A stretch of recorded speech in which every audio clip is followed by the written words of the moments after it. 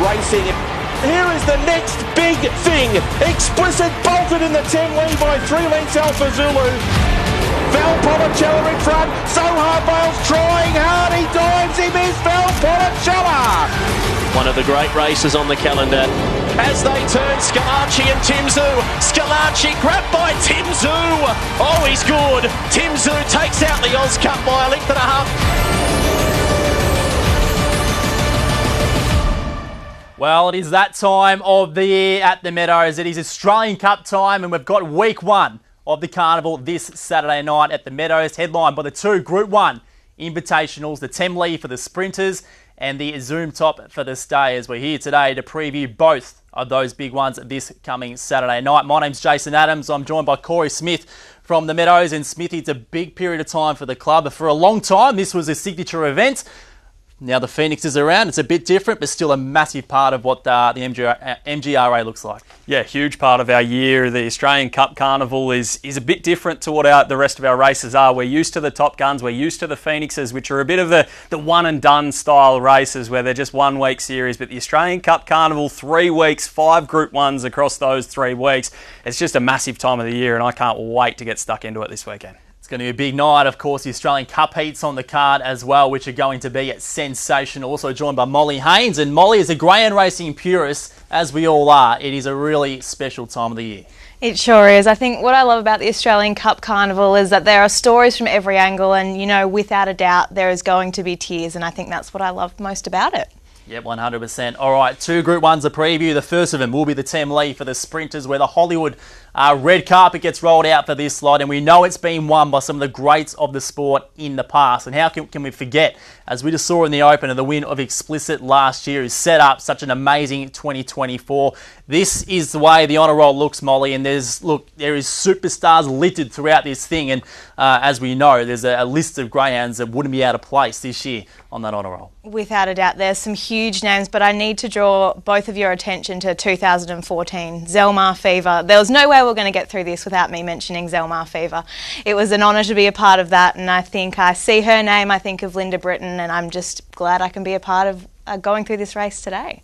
Nothing beats it being a part of the big race, especially the Temlee where they're handpicked. Let's take a look at the lineup that will do battle this Saturday night, Smithy, and we just saw the honour roll, and as I said before, there is no name on there that's going to be out of place for the 2025 edition. No, absolutely. We saw last year's winner Explicit strut his stuff for the Thompsons and went on to bigger and better things in the Melbourne Cup and the Phoenix later that year. He's now retired, but the Thompson camp is represented very, very nicely indeed, with 3 runners: Flying Zulu from 1, Tim Zhu and Excavation from 7 and 8, Smooth Plane from 2 for the Dailies, 3 is Hotel Whiskey 1, 4 Vincent Bale, 5 Lakeview Emily, 6 Dayseas Rory. So all those names, it gets me nice and excited talking about them. And then of course Morton and Scalacci as well, who are both superstars in their own right, and they're only the reserves this year at this stage. Garden Field, as expected, for a hand-picked invitational. Of course, the box draw is all important. We had that last Monday afternoon. We're going to go through these runners one by one. Starting off with the runner in box 1, Molly, Flying Zulu, has done some very special things of recent time. He absolutely has. Look, this is a greyhound who well and truly deserves his spot in this field.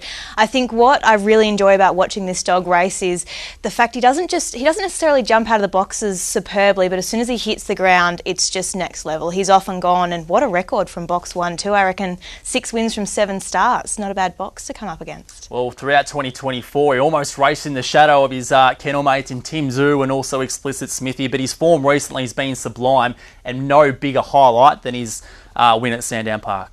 Yeah, absolutely. This was unbelievable. We see him just, as Molly mentioned, doesn't exactly nail it out of the boxes, but he just takes off once he hits the ground. Box 1's going to suit there. He had box 4 on this occasion.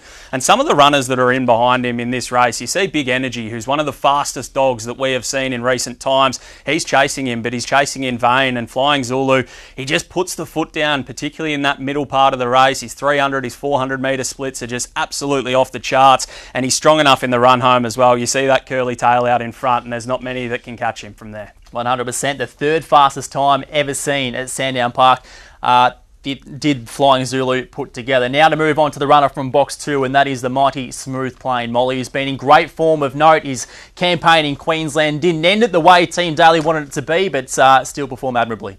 What a dog this greyhound is. I think we'd be hard-strapped to find anyone who doesn't enjoy watching this dog go around. He's an iron greyhound, and I think he certainly deserves his place in this field. Dailies have done the Australian Cup a few times, and maybe it's his chance. Yeah, absolutely. He's an absolute star, isn't he, Patch? He's a dog that I think lots of people have probably underrated him for long periods of time. But when he came out on this particular night, the Cup night sprint, and up against some of the dogs that he'll be facing on Saturday night, he just blew them away. And the way that he did it was a little bit unusual. He nailed the start. He came out in about 495 to the first section, which is low flying. I can't expect to see him to do that again. I think that was a bit of an outlier.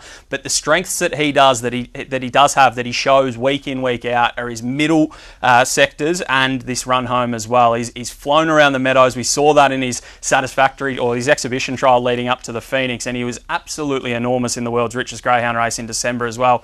And you could argue he's gone from strength to strength over the last few months. Yep, exactly right. He's been tested of most recent time too, going through that Gold Bullion Carnival up in Brisbane, but Team Daly prepare him like warriors, so he'll be ready to rock in the Temlee this Saturday night. Now to move on to the runner from box number 3, which is Hotel Whiskey 1. Molly, a greyhound who's likely to inject a lot of early speed into this race. Without a doubt. I don't think there's any opposition to the fact that he's going to be out in front in this race. It's very, very rare to see this greyhound towards the back of the field, and I think Anthony Azzopardi has a really good chance on his hands. The only thing that worries me about Hotel Whiskey 1 is we see his form over 400, not necessarily over 500, but it's the age-old question. Would you prefer a greyhound that can jump out in front, or would you prefer a greyhound maybe like a Smooth Plain who does have that strength behind him? Let's take a look at the way he does race, Smithy, and this was in a recent win at the Meadows where he jumped from box 6, which you'd have to say is something he's suited to. Yeah, he's got good records from inside draws, but that's because he's a good dog. I think he probably is suited better from a wide draw. He comes up with box number 3 on Saturday night, and what really excites me about this greyhound is the splits that he can put down. He went 497 early. He goes 1748 down the back. They are Fernando Bale-like splits, and if you're running Fernando Bale-like splits, you're going to be really hard to beat. He does tire a little bit late. You see the greyhounds coming at him. He's going to face stiffer opposition on Saturday night than he will in that race that he saw there, but he's going to be out in front, and as Molly said, maybe that's the key. Yep, 100%, and if you're drawn outside of him, it's not a great position to be in, given he's got speed and he wants to be in that middle part of the track. Now to move on to the runner from box 4, and that is the mighty Vincent Bale, Molly, where he went through that maturity series last year. He looked like a good dog. He's gotten even better in the past couple of months. The times he's put on the board at the moment are just out of this world, and I think what I really can't get past is the Grenfell family behind it, Anarchy. All I can imagine when he's running those really strong races to the end is all of the kids cheering behind the TV, or maybe it's at the track as well. So I think the family would love nothing more than to pick up a Temlee, one of these invitational races. It's certainly something they really hold really high and something they want to achieve, so Vincent Bale might be that chance for them. Indeed, they've had a good run, the Grenfells, over the past 5 years, whether that be through Tiggerlong Tonk, whether that's be through Orson Allen as well. And now Vincent Bale comes to the fore, Smithy, and he's a powerful unit, isn't he? And we're going to take a look at his win in the Cranbourne Cup going back to the latter part of 2024. And this is probably where he really stamped his authority as a dog that was going places. He's always had the ability. He's kind of known to do a few things wrong, particularly early on in his career. But from box 5 here, he navigated his way through beautifully, and he chased down some really high caliber greyhounds. You see Flying Zulu on his hammer as well, who will go into this race as one of the favourites. But Vincent Bale managed to burn him off. Morton as well was in this race. Kingsley Bale was leading, and he's just so tough, particularly late. He's a dog that set the 3rd fastest time that we've ever seen on the racetrack at the Meadows recently. He's absolutely flying. He's been 2nd in the Gold Bullion a couple of weeks ago as well. You couldn't ask for better form to be going into a Temlee. And if you're leading a Temlee, you do not want one like Vincent Bale on your tail, because he will get home like a runaway train, as we know. Now to move on to the runner in box 5, that is Lakeview Emily, Molly, who's had some, I guess, drama surrounding her over the past few weeks with the scratching due to seasonal reasons back at the Golden Ticket Series at Albion Park, but she's been cleared of that, and she'll line up this Saturday night from box 5. Absolutely. I'm stoked that she's going to take part in this race. I believe the vetted cleared her to race after that, so it was great to see her name pop up. And look, she's racing for one of the nicest families in greyhound racing, especially Monique Whelan. I don't think there's any secret how lovely she is.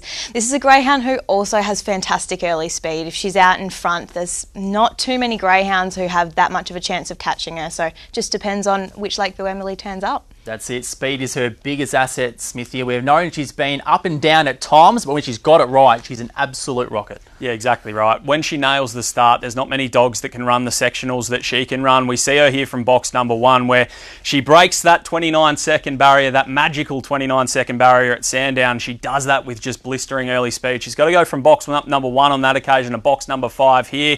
Vincent Bale on her inside's not electric early, so can she get out and can she take on the likes of Hotel Whiskey 1, Flying Zulu, and even an Excavation coming across? She needs to. She probably needs to lead. Earlier on in her career, she showed a bit more strength in the run home, but now her go is nailing that start and taking off during the middle parts of the race. Yeah, when she gets it right, she's oh so good. Don't you worry about that. Okay, box 6 will be Dacey's Rory Molly, who of course won the Flame Up in Queensland, represented Racing Queensland in the Phoenix. The fairy tale was almost complete. He ran a really good race, but now he's got another opportunity at the Meadows in the Temlee. Without a doubt. I don't think we can underestimate the, I suppose, work it takes to actually get a greyhound down from Queensland or anywhere throughout Australia to come and race here in Victoria. So I think huge kudos there. But look, this greyhound is in great form at the moment. I reckon only a couple of unplaced starts in the last 11 of his career, but this is the next level, the next step. He did well in the Phoenix, but this is a whole nother level here. Yep, indeed it is. So he'll line up from box 6, and Smithy's a grain has got a lot of early pace. He's not going to be as quick overall as what many of these are, but as we've seen time after time in some of these big races, early pace is everything. He's a dog that's really consistent through all 3 sectionals of the race. We see him from box number 4 here in the Queensland Flame, where this is the race that brought him down to Victoria for the first time, where he participated in that Phoenix and probably had his doubters, but you can see how tough he is. You can see how much he wants to win, and you can see how much of his desire goes into going past these dogs and getting the job done. Kia Kaha, who he beats here, Magistrate, who's also in the race, they're both tough dogs, but this dog, Dacey's Rory, he's gritty, and probably leading up to the Phoenix, a lot of people thought that he wasn't up to that sort of class. Well, since then, he's gone on to even bigger and better things. He's running fast times, he's being tough, he's showing that he is a dog that can win from any draw, and he'll probably stay up the track a little bit as well. So I don't think box number 6 is going to be any hindrance to him. And of course, producing a smile for his own, a 90-year-old Claude Dacey, who's enjoying the success of Dacey's Rory since he's joined at Tommy Zavellis camp. Now to highlight the runner from box 7, that'll be Tim Zhu, the reigning Australian Cup champion. Molly's a powerhouse, but the draw's going to be tricky. Without a doubt. And look, another contender for the Thompsons there. This is a greyhound though who is in great form at the moment. He's had 3 outstanding wins just behind this start in the Temlee, and I do think that being drawn out wide, especially outside of Dacey's Rory, is going to make it really, really tough for the Thompsons to pick up a Temlee with this dog.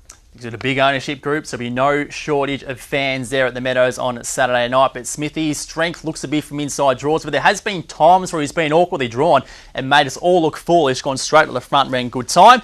Didn't have to do it on this occasion in the match race on Phoenix night. I almost feel bad talking over the top of this race because it just speaks for itself. It's a match race, of course, on Phoenix night. It was Tim Zhu versus Field Day, both of them just going hammer and tongs down the back here. Field Day gets the better of him, but he just shows this toughness. He's about to take off here, Tim Zhu, and he's about to punch up and take that inside run. He's tough, he's gritty, but he's got that absolute superstar sort of class about him, and he's a dog that can run fast times. As you said, box number 1 on that occasion, probably aided. He goes to box number 7, but he's a dog that if he gets down to the rail and gets himself into the top 3 or 4, he's going to make his presence felt. So you can never discount him, but I think it's going to be tough from that wide draw. Class act he is, Tim Zhu. Now for the last runner of this Temlee preview, and that's another Thompson runner in Excavation, will jump from box 8, and Molly was great in the Top Gun last year, and box 8 probably doesn't look to be a bad thing. Absolutely. I think I've heard Jason say before that he really doesn't mind Excavation from box 8, but I think the question mark for me on Excavation is we've only seen him once since that Phoenix run. He ran 2nd at Bendigo. He still looked like a great dog, there is no doubt about that, but you just never know exactly how a dog's going to go into a race after being sparingly raced ahead of that. But in saying that, he's coming from the Thompson camp, so he's obviously primed and ready to go. He was dominant in that Top Gun win. We're going to take a look at that right now, Smithy. And I guess there was others of, high profile in this field, but he made them look silly pretty quick.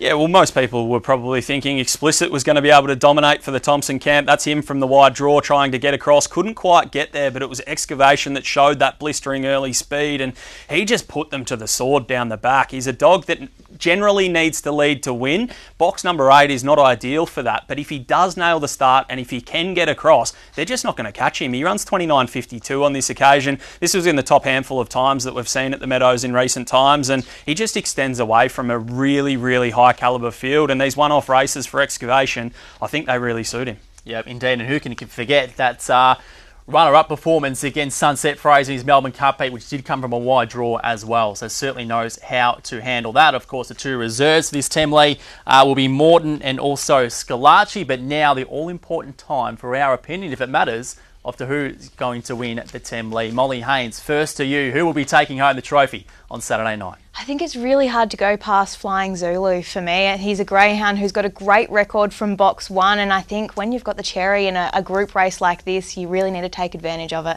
He's got the Thompson name beside him as well, so Flying Zulu for me.